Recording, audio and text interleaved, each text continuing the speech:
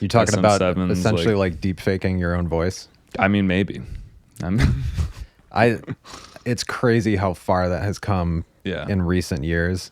There's a lot of, And with the AI literally, yeah. video stuff, because I do a lot of video Uh-huh. and images and stuff. Mm-hmm.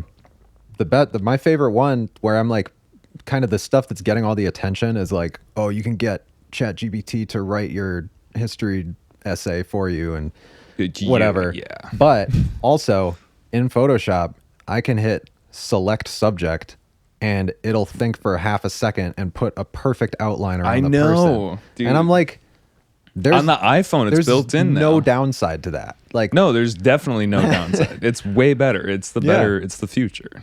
Yeah, and that's like when I was a kid, when I started using Photoshop on my hand-me-down computer when I was like 10, it's like, it takes forever to do the outline. Yeah. And that magic selection tool, and you'd have to go in for Yeah. every fucking hair follicle. Each and different color. Yeah. Like, yeah, Oh my God. you choose the skin tone. You zoom real and it's just fill like it this in. square. You're like, that's not, Yeah.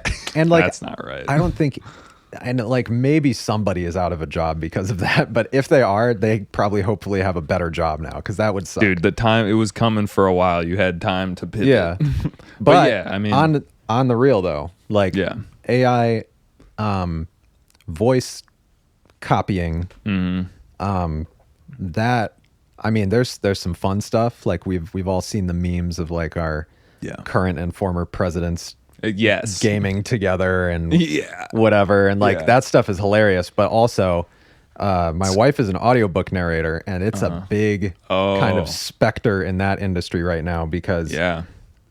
it turns out that people didn't know this for a while, but there's a publishing company that Spotify owns for audiobooks, that part of their contract with the authors, when the author would give them the audiobook, was that audio could be used for machine learning. And the problem with that is it's in the author's contract. So the author probably doesn't care. I mean, first of all, they're not going to read it, most likely. Yeah. But also, why is the author getting to say that? The author isn't the person who contributed their voice most of the time. Whoa. So like this was a big win that the SAG-AFTRA union that represents actors of all types, essentially. My wife was just telling me yesterday, they actually managed to get that policy changed. Good. Yeah. No, it shouldn't be like that you're like putting yourself out of a job. Yeah. Well, and I think Apple Books, whatever the platform is called, they've started kind of promoting AI narration. But that's one of those things where, kind of like you were talking about with what the audiologist said, like you can tell the difference. Your brain can tell the difference. Like, I think there will come a point where the fakes will be almost indistinguishable. Yeah. But there's still they're not going to make bold choices. When someone tells you though that it legitimately was Morgan Freeman reading it versus the voice of Morgan Freeman AI generated, it's better. Yeah.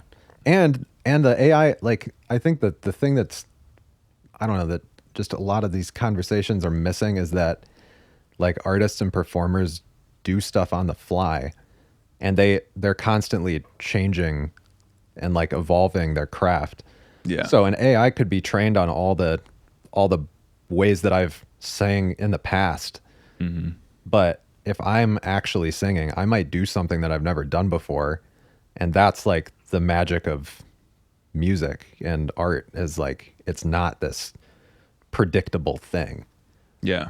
So, I mean, like, you could get AI instrumental techno. Yeah. And, no shade to techno producers. No But that's shade. going to be a little bit easier